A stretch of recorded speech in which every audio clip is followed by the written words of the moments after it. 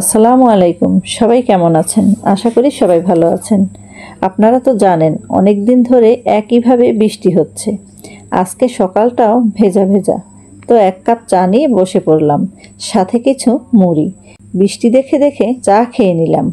আমার যা বলল আজকে চিকন চাল দিয়ে মুরগি দিয়ে খিচুড়ি রান্না করব। সকাল সকাল চুলায় জাল ধরিয়ে দাও। তো আমি চুলায় জাল ধরিয়ে গতকালকের তালটুকু জাল দিয়ে নিলাম। আমার যা খিচুড়ি রান্নার জন্য সব কিছু কেটে রেডি করে নিচ্ছে। আমার ভাসুরের মেয়ে আলু ভাজি খেতে চেয়েছে, তাই আলু ভাজি বসিয়ে দিলাম।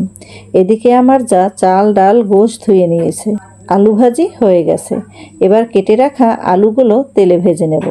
আমার আলু ভাজা হয়ে গেছে। গোশ রান্না বসিয়ে দিলাম। গোশ ভালো করে কষিয়ে নেব। আরেক চুলায় খিচুড়ির জন্য চাল ডালগুলো ভেজে নিচ্ছে আমার যা। চাল ভাজা হয়ে গেছে। চাল ডাল সেদ্ধ হওয়ার জন্য পরিমাণ মতো পানি দিয়ে দিলাম। এবার ভাতটা সেদ্ধ হয়ে এসেছে। এবার গোশ ঢেলে দিয়ে ভালো করে নাড়াচাড়া দিয়ে ঢেকে দিতে হবে। এদিকে আমি শসা লেবু পেঁয়াজ কেটে সুন্দর করে সাজিয়ে নিয়েছি। খিচুড়ি রান্না হয়ে গেছে। এবার সবাই খাওয়া দাওয়া করতে বসে যাব। তো আমরা সবাই খাওয়া দাওয়া করতে বসে গেলাম। সবাই ভালো থাকবেন, সুস্থ থাকবেন।